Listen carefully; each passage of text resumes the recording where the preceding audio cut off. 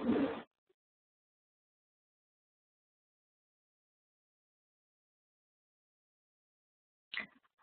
everyone, this is Arika Raza again, your professor, and we are about to start our criminal law lecture, lecture number 3. As I already posted online on Facebook that I have canceled the mock exam that was according to the schedule that was supposed to be today. We're not going to have a mock exam today, and I also had some suggested reading materials for the class, which was not too much.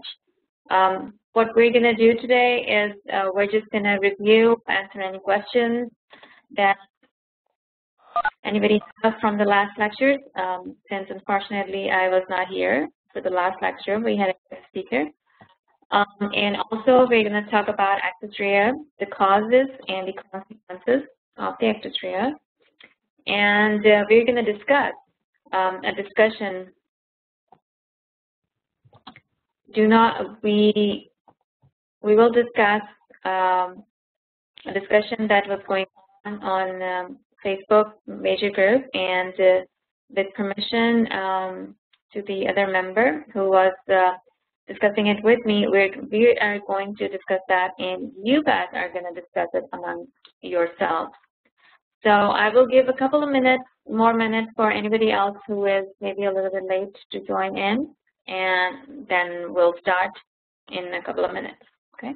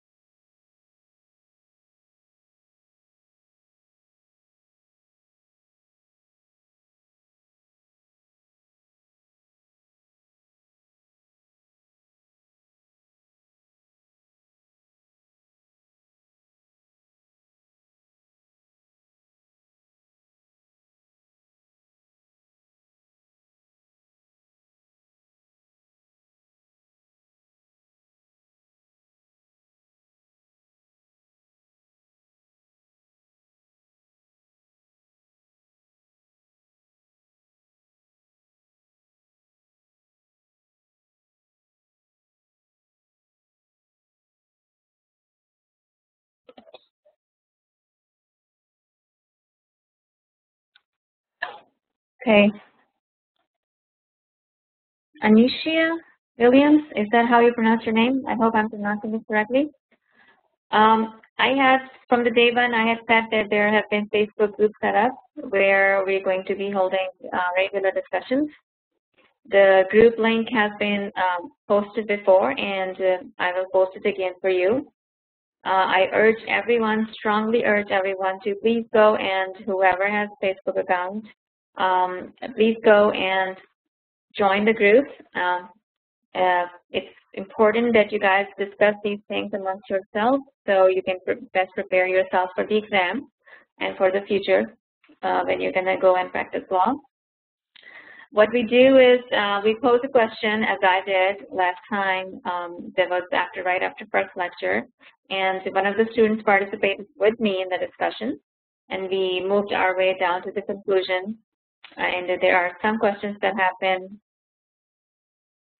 they have remained unanswered, which we are going to discuss today. I will give you a group link at the end of the lecture, and it is in the first slide. If you look at the first lecture, the video of the first lecture, all the links have been posted there too. If not, then I will definitely post it today after the lecture in the end in the chat box. Okay? Any other questions? Okay.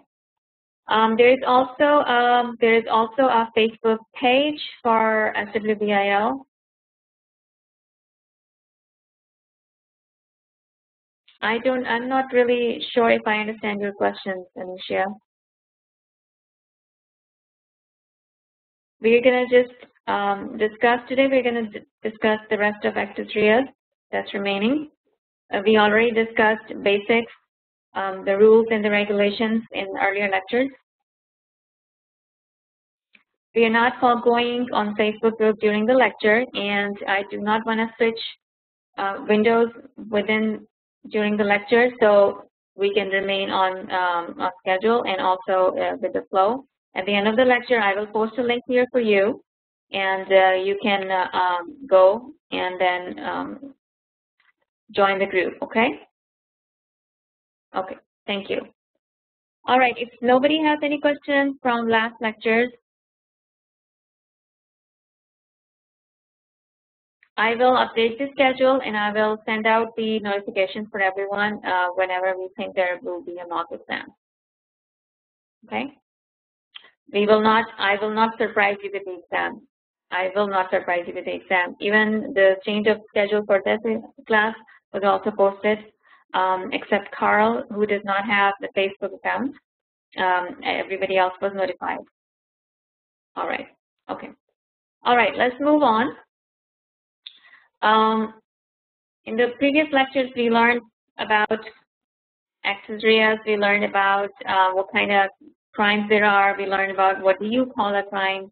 How do you actually identify a crime from the act or statute. Today, we are going to focus on the causes and the consequences of the actus reus, which is an action. If you remember from previous lectures, actus reus does not only include the actions, but it also includes the omissions. It is when you have a legal duty to act and you are not acting, you're refraining from acting, that is also causing somebody to get hurt, or it's breaking a law, that is also your actus reus. Okay. What are the consequences of wrongful acts? For example, reckless driving. If there is reckless driving, it may cause somebody's death.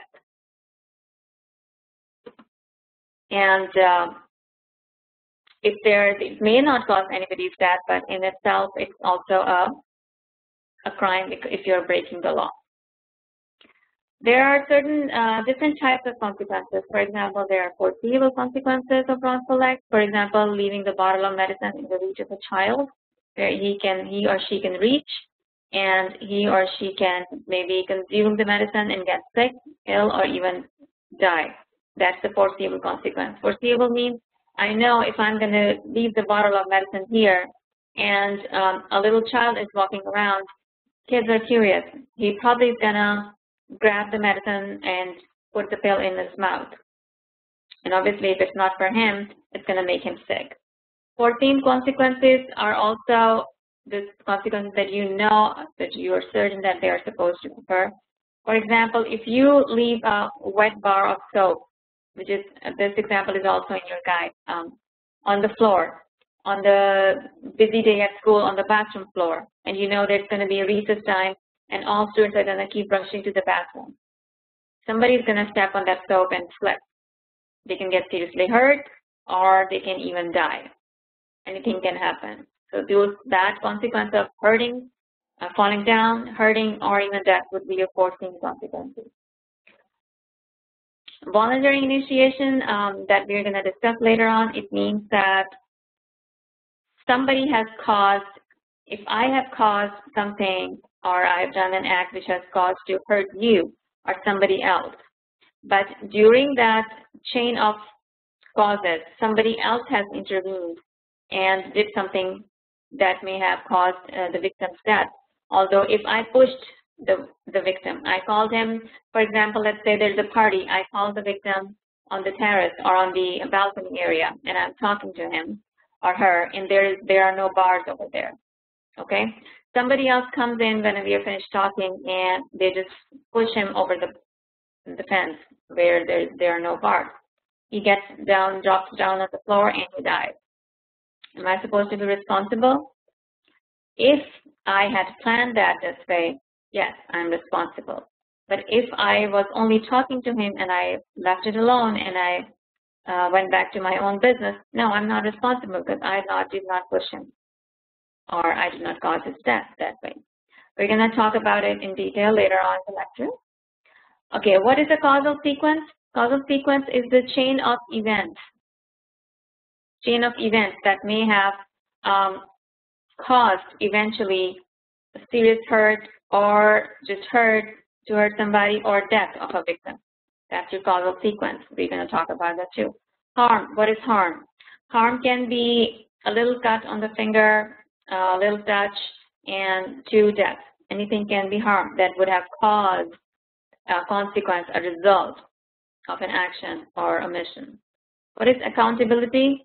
Accountability means that you are liable for your actions.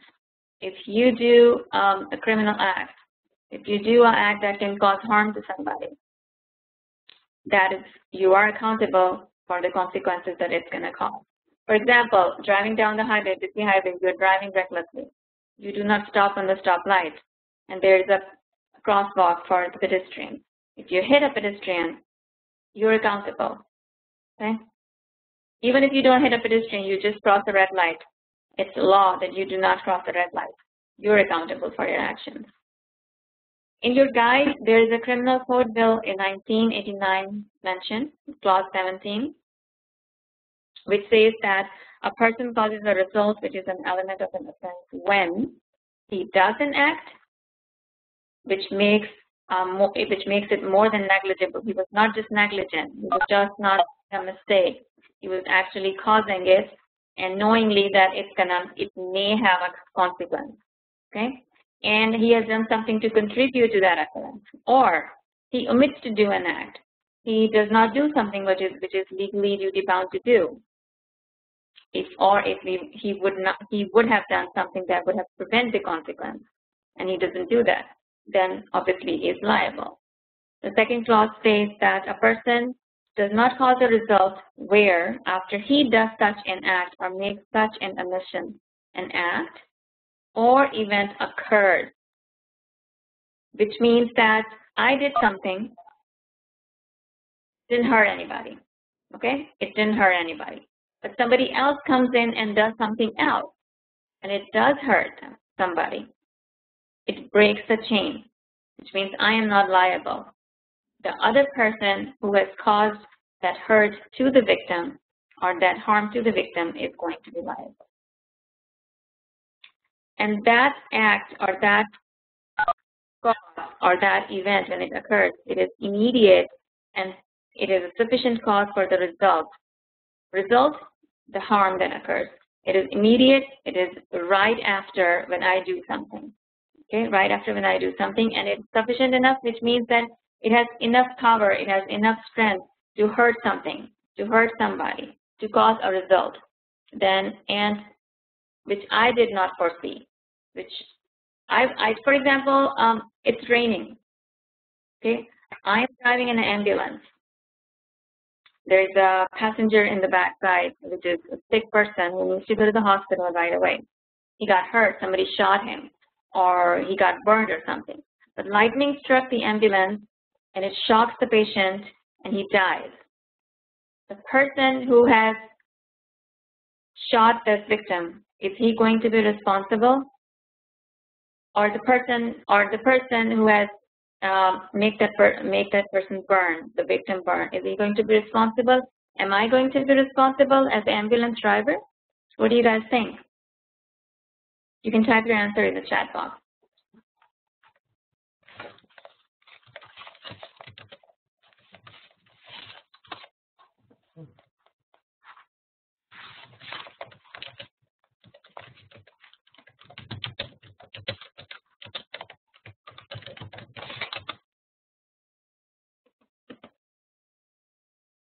It's an act of God, but who is going to be responsible for that act of God?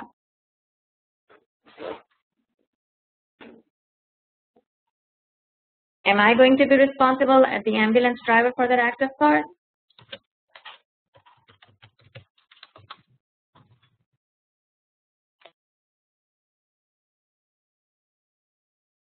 Not the driver.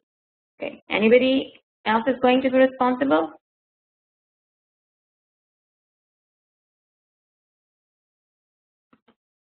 Okay, it depends, right? It depends. It depends who is going to be responsible. If the person causes such a serious bodily harm that the act of God was not going to matter, usually act of God breaks the chain. Usually, in almost all circumstances, an act of God will break the chain. And the original defendant who has caused that initial harm, it depends what kind of harm, how severe it was, and whether the jury will find him liable or not in the circumstances. Always remember that each case has its own circumstances. Okay? All right. Any questions so far?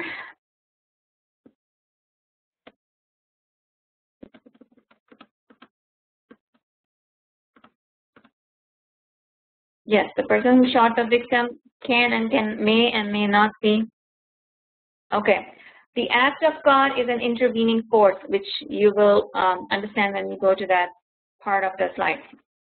Act of God is an intervening event, which may have caused the death of that victim, who may not have died if the lightning had not struck the ambulance. Let me repeat it. Act of God. There are certain acts or the certain intervening acts that break the chain of causation, and the original defendant may not be liable for the ultimate result. Okay? Act of God is one of those events that almost always is going to do that. There are certain circumstances that it may not break the chain, a causation chain. I beg your pardon, the causal chain of events. But it's up to the jury to decide, and we'll read about it in detail later on, that how it may and may not break the chain. Every case has different circumstances. If I'm gonna just, I shoot you and with a gun, and you only have a flash wound. If you get to the hospital in time, they're gonna stitch you, sew you up, and you'll be fine. You're not dead. You're fine. But during that transfer to the hospital from the place where I have shot you, given you a flash wound, if the lightning struck and you die, am I going to be liable for your death? Although I shot you and I gave you a flash wound?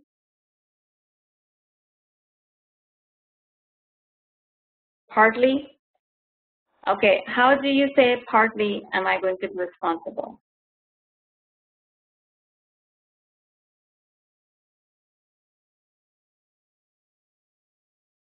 Okay.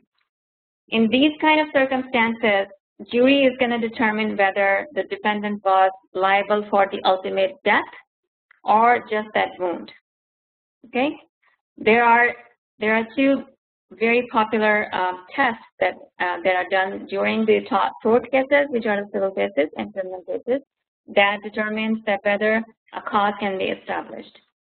Depends on what causes the death. The flash wound didn't cause the death. Always look at the autopsy. In your case, if you get a question and your question says the victim is dead and there is autopsy, always see what the autopsy says. The autopsy is going to give you the cause of death. And that way you can establish and inform your answer towards whether the defendant was liable for the death or not. Okay? Move on now. Next slide. All right. All right. So third slide is about the causation. Again, we are discussing causation. Causation is where prosecution must prove that defendant causes the result in order for the actus reus to be satisfied. The burden of proof is on prosecution. Remember from the first lecture?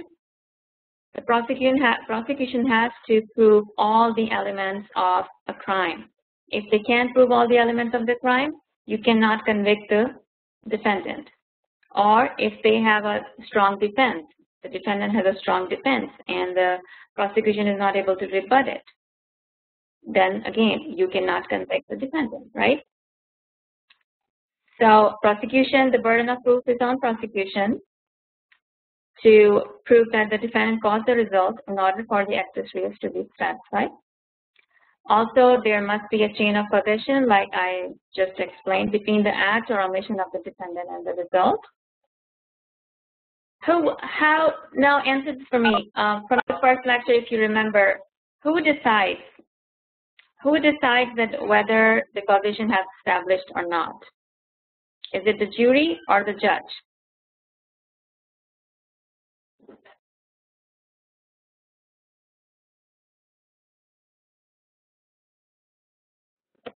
Right. Who decides whether the correct law has been applied?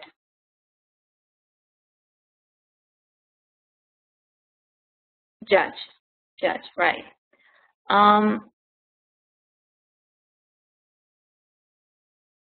Right. Thank you. Okay, what is the burden of persuasion in a criminal case?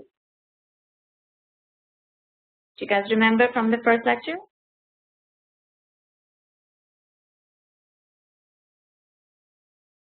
Burden of proof. Beyond a reasonable doubt. Good job.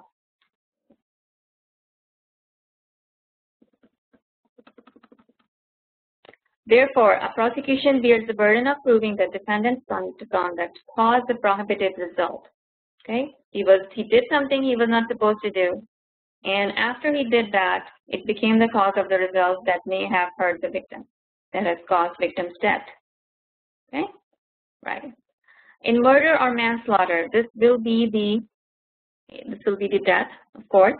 And in criminal damage, it will be the damage done to the property, or in the malicious wounding, it would be the wound, and so on.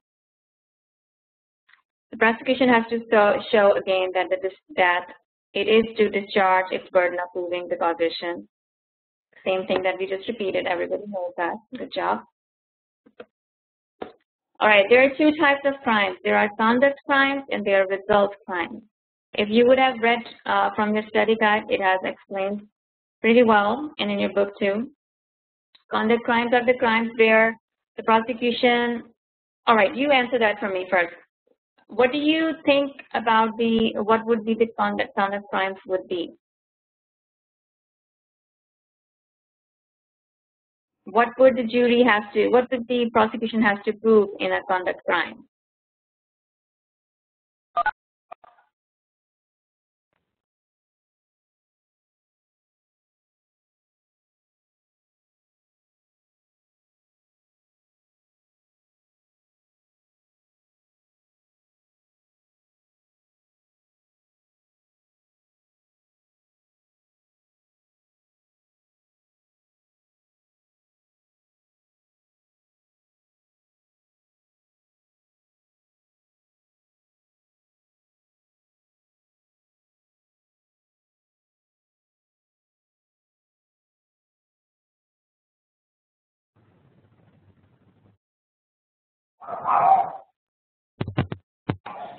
You cannot hear me. Do other people hear me?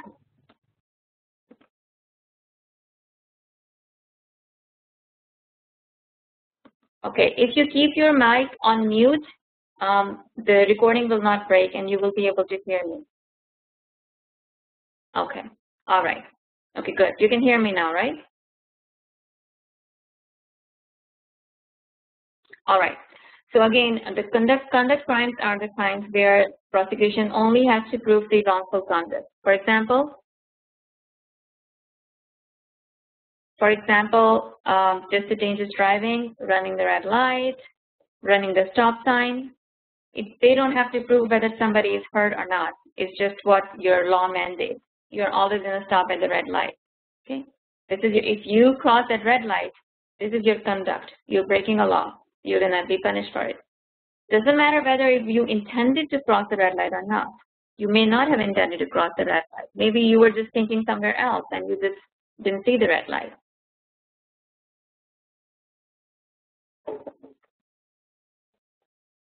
Do you guys think that if I don't have an intent, if I intentionally did not run the red light, should I be punished?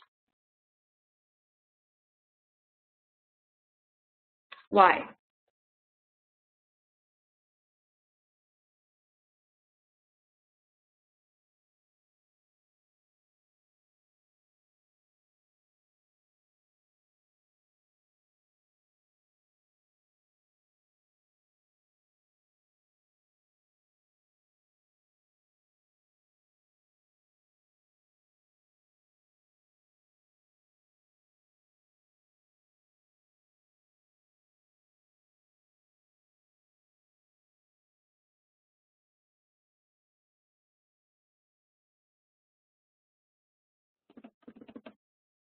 Could you guys try to see whether your speaker settings are okay?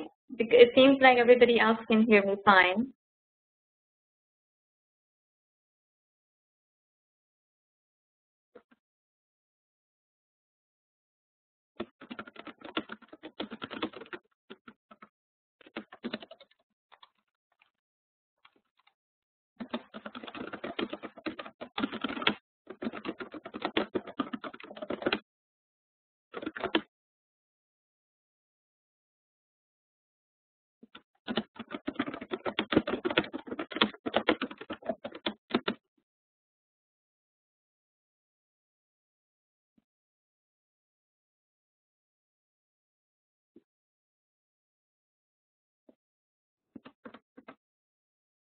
All right, moving on.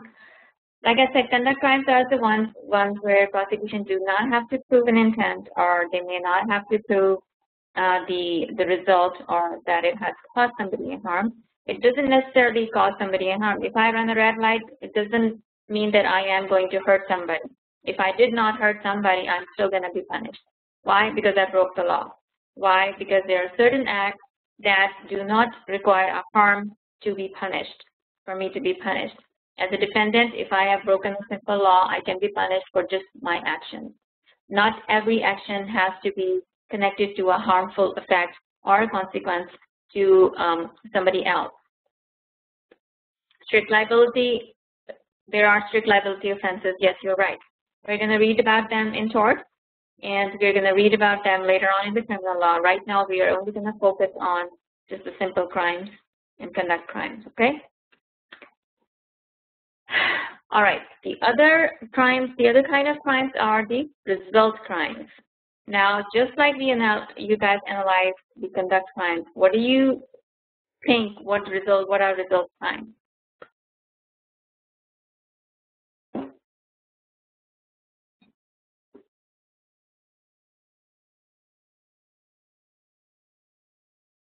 Go on, anybody can say. Just type in the chat box, I can see it. What do you mean by dependent on the outcome? Can you elaborate a little bit, Sandeep?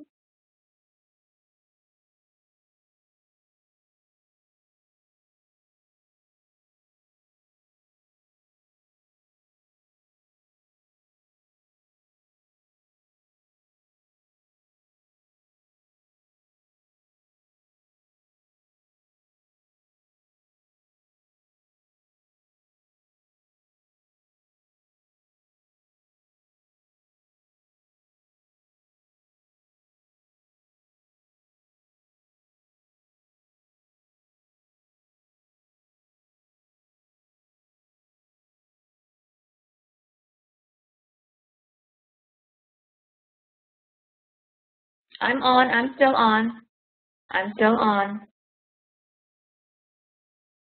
Okay, I broke the law.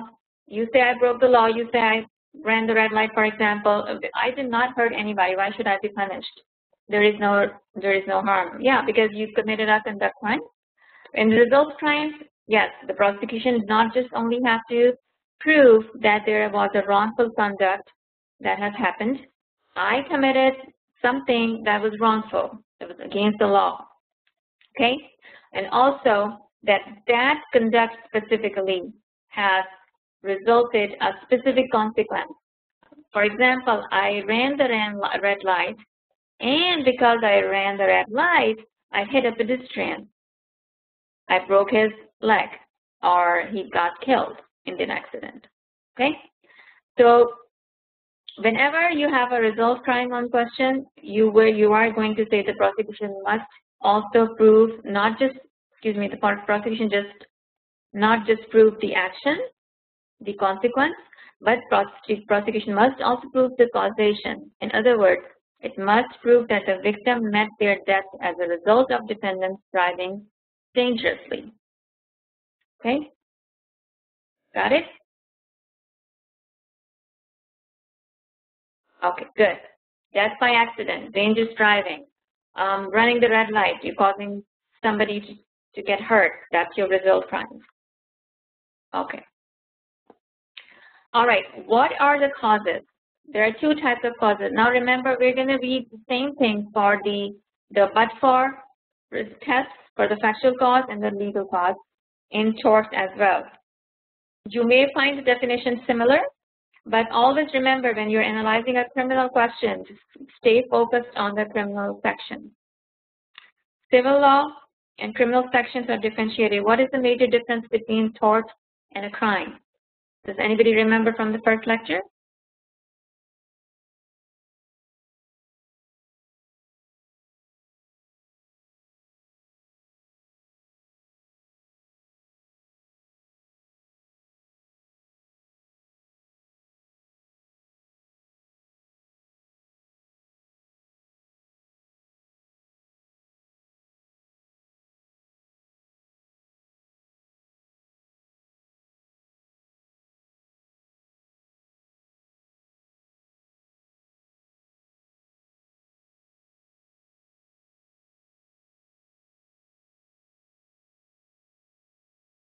I am not speaking. I give myself a little pause when somebody is typing for the answer. There may be a delay in the voice in some of you, wherever you are.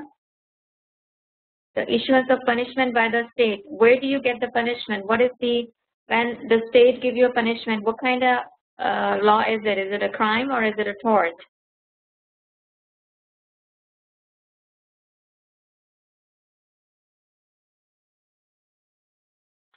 Crime, exactly, criminal.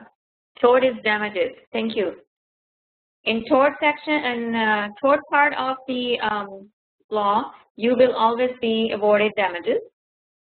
There may be fine, but they're going to be a civil fine. Okay. In crimes, there's always going to be a criminal fine and or the punishment.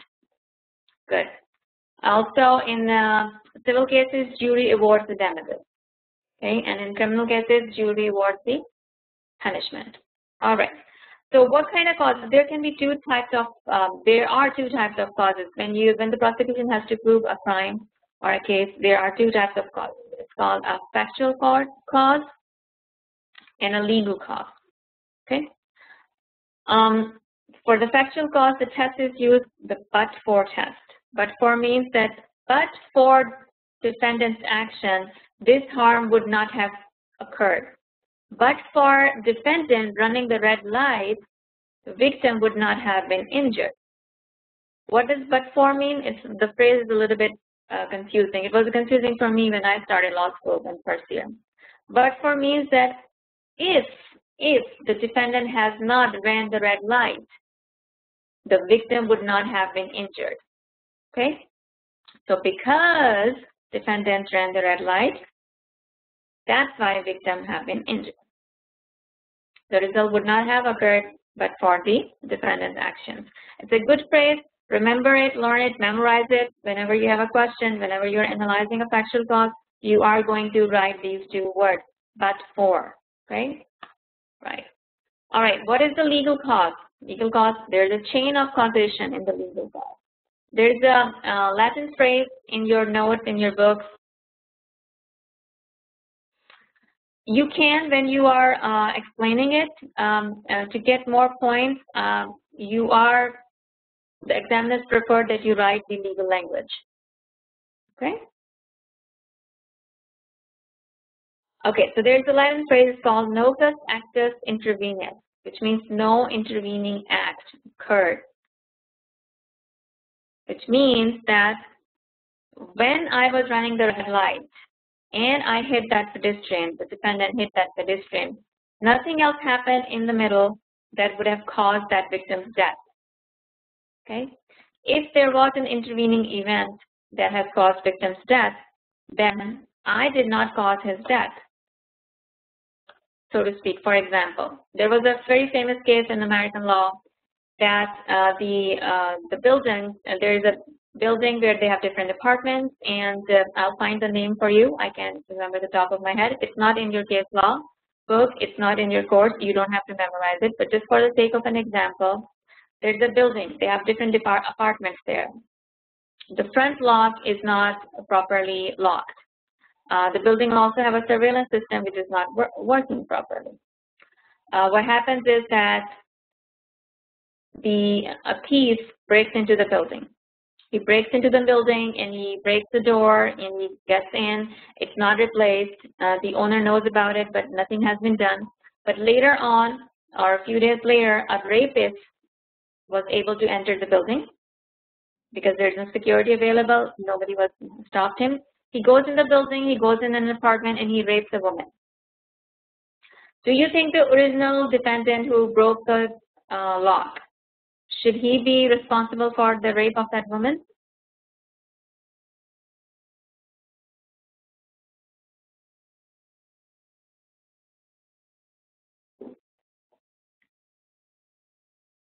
No. Why not?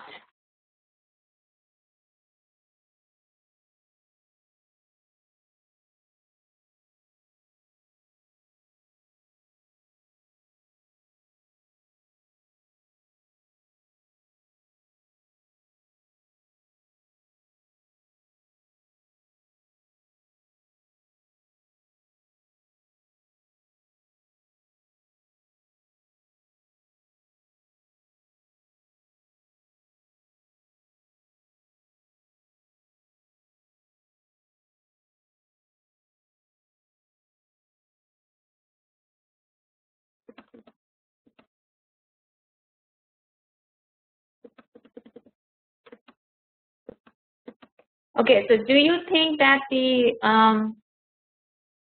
owner of the building should be responsible for the rape of that woman?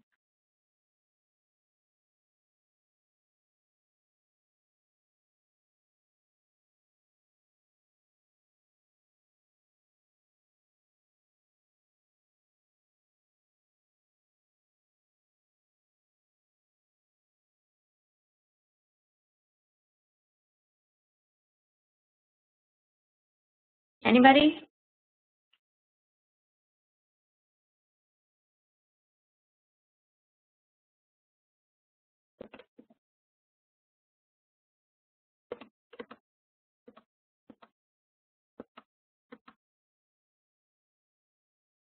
Yes, it depends on a lot of different situations. And jury is going to decide whether for example, if the owner knew about it, he has been notified about it, and he knows that the area is susceptible to criminals, there are a lot of people around, and he omits to change the laws and this woman gets raped, then maybe he will be liable. The jury can find him liable if they can establish that the cause.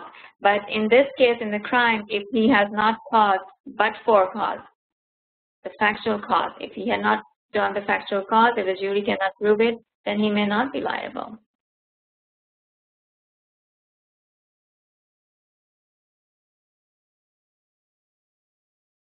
Yeah, and eventually, when this type of cases happen, when something else occurs, a third party, we'll read about third party interventions later on. You will know sometimes the third party interventions can break the chain just like that. And you're right, it will not be established because the chain was broken. That's how the chain of causation is broken. All right. There are certain cases that are called problem cases. Whether the defendant is the legal cause of a consequence when something unforeseen happens following defendant's unlawful act. There is a case in it's a McKenzie case, 1992. Whenever you get a chance, go read it, and I will post a summary for you later on in this. It will give you a good insight on it. Legal causes plus unforeseen event or condition are your problem cases. For example, jury is puzzled that whether to convict the defendant or not because they can't tell whether he really actually caused the result or not, or whether the chain was broken or not. Those are some type of cases. There's a McKenzie cases in your subject guide, and there's also a McKenzie cases, McKinney cases.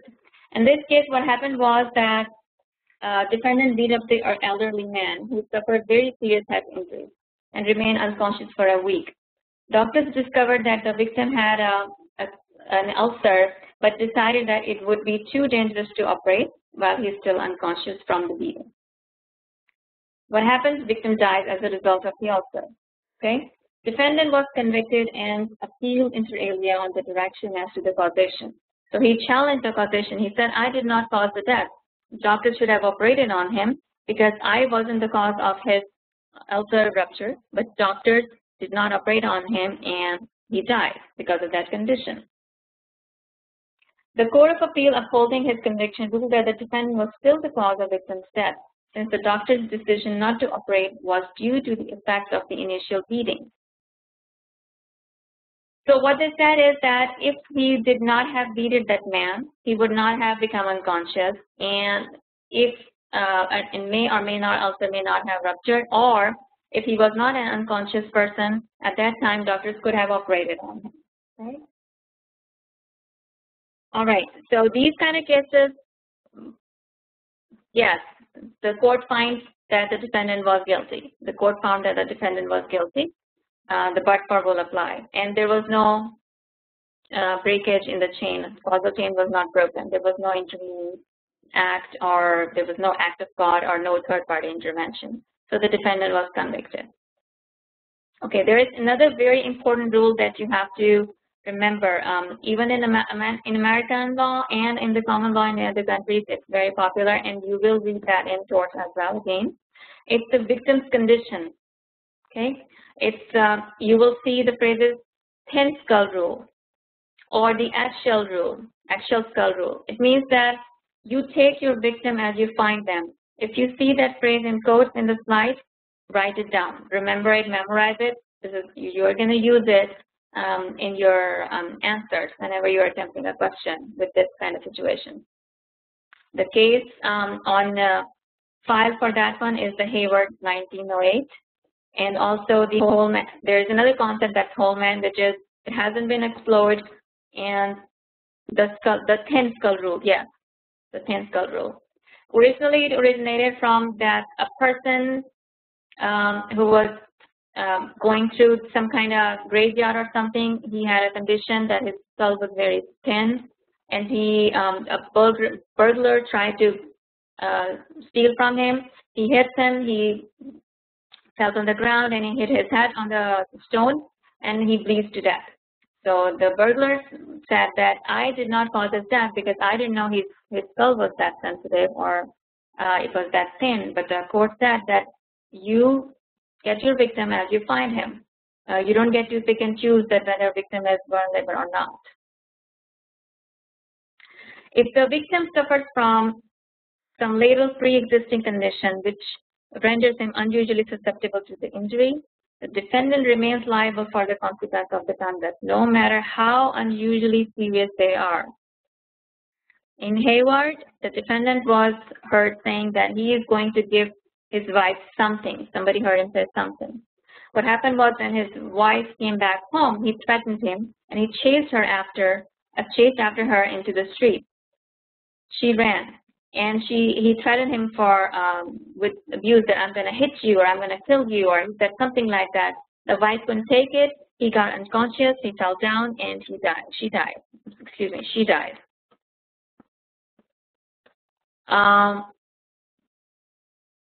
So the court in that case said that you find the victim as she is.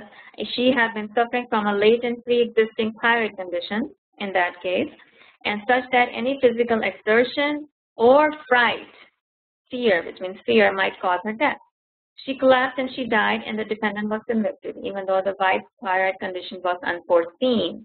Unforeseen? I did not know she had that condition when I was threatening her. I didn't know that she is weak in heart, and I was chasing after her and telling her, I'm going to kill you. Okay, you run for your life. I did not see that. I did not know. It's called unforeseen. Doesn't matter how unforeseen it is. If the condition is there, the condition is there. You are still going to be liable for your actions. There is another concept that is mentioned in your course. It's called whole man concept, and it was discussed in the Blaue case. In this case, the thin skull rule extends beyond just mere physical condition, and it also encompasses the religious beliefs as well. It hasn't been explored. It is not an established rule in common law as yet. I would not worry about it. If you find somewhere written and it interests you, go ahead and read it. But we can't discuss it because there is no law on it, no established law on it. They're still discussing it. They haven't decided what to do with it.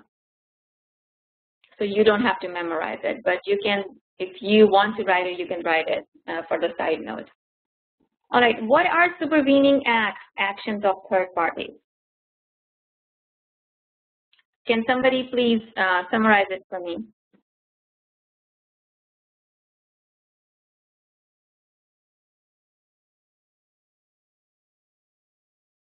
Anybody?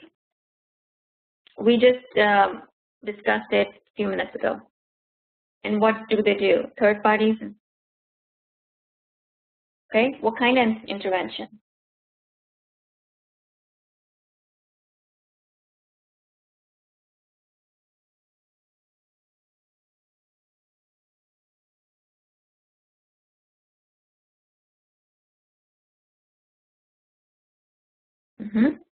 Causal?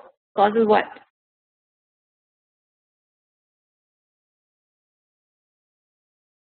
Okay, breaks the chain.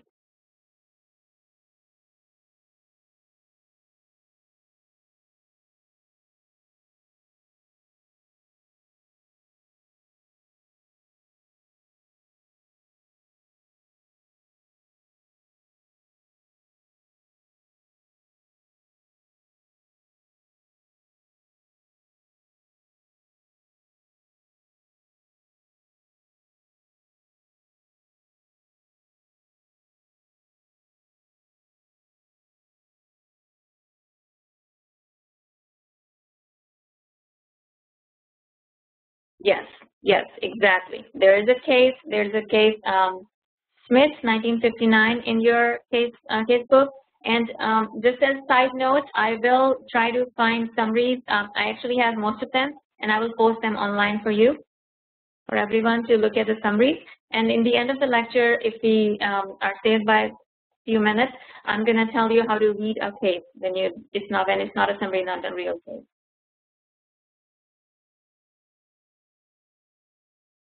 I will do that. Yes, you will find the recorded lecture online as well. We will upload it and you can hear it again.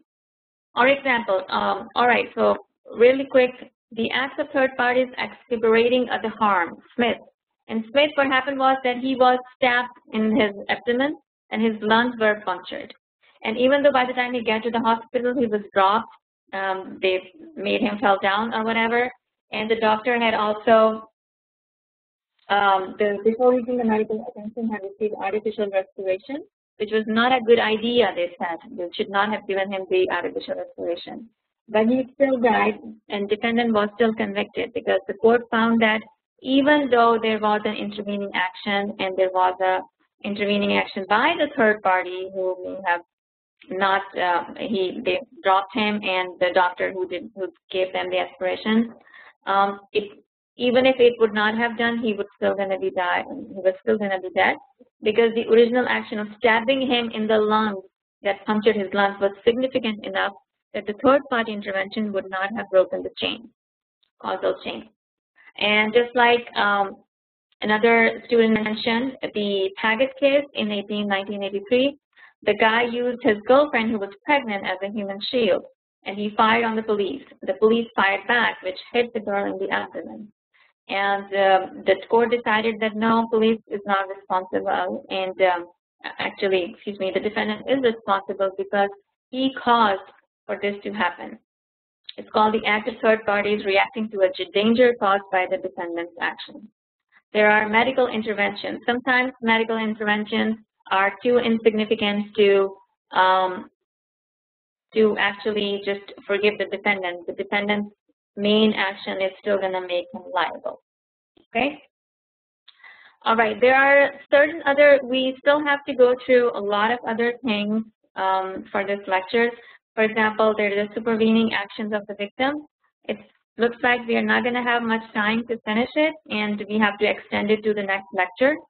And what I'm going to do is I'm going to make a summary, this note, and of this lecture, and I'm going to post them. okay, online. And Carl, I will email them to you, okay, because you don't have the Facebook. But make sure you go back and you read these cases. This is going to be the third lecture, part A, because we did not finish it. And I'm gonna cite some summaries.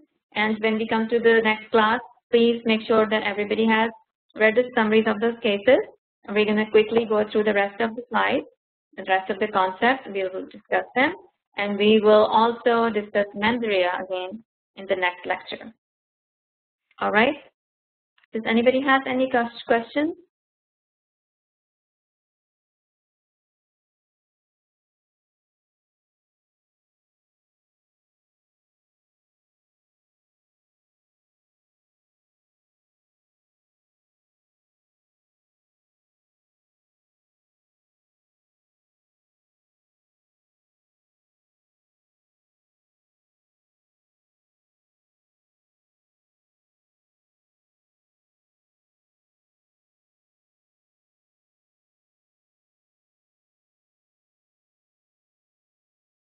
These lectures are posted online in the groups.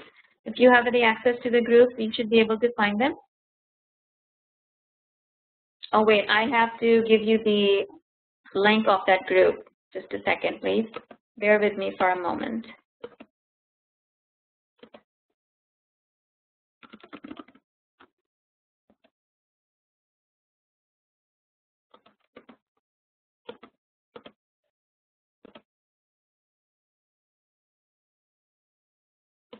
All the lectures have been posted. Criminal Law 1 and Criminal Law 2 has been posted. I'll give you the link. I'll post the link for those. How about that, Sandy? Okay, good. Here is the link for the people who don't know where the group is. This is the main group. Everyone is, I strongly suggest everyone to join that for the update for the discussion.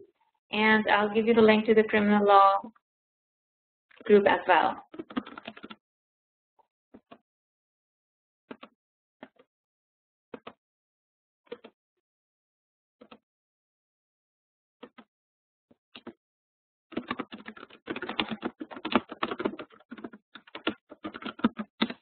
Here is the link to criminal law Facebook group. The discussion that I was talking about earlier that we had, I and another student had, it is in the main group. And the link to that discussion is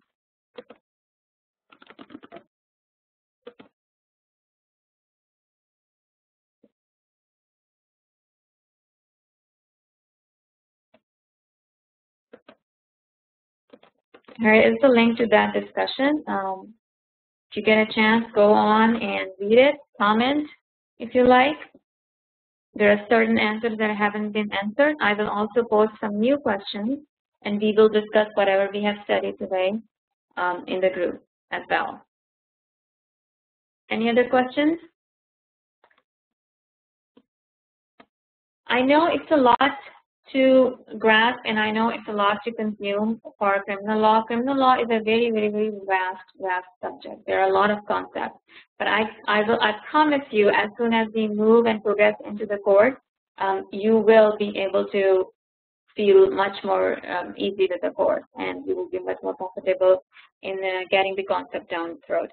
I will write down what I'm going to do is I'm going to write down the summary after the first mock exam. I'm going to write down the summary of all the important major concepts that we have learned, and if there are any cases associated with it, and just a little bit of tiny bit of a summary for that, so that everyone can have a little,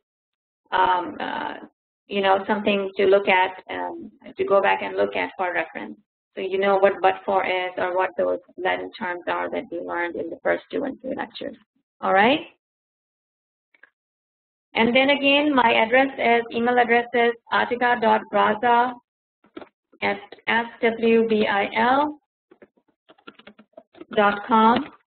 Feel free to email me any questions that you have, any concerns, anything else that you want to learn, something that you think you may have missed, something that you think you may not have learned properly or not understood. And I will make sure that we make enough time to go back and address that issue, okay? All right, if nobody has any more questions, anybody is free to sign off. I'm going to be here for a while if anybody want to ask something. You're welcome, Sandy.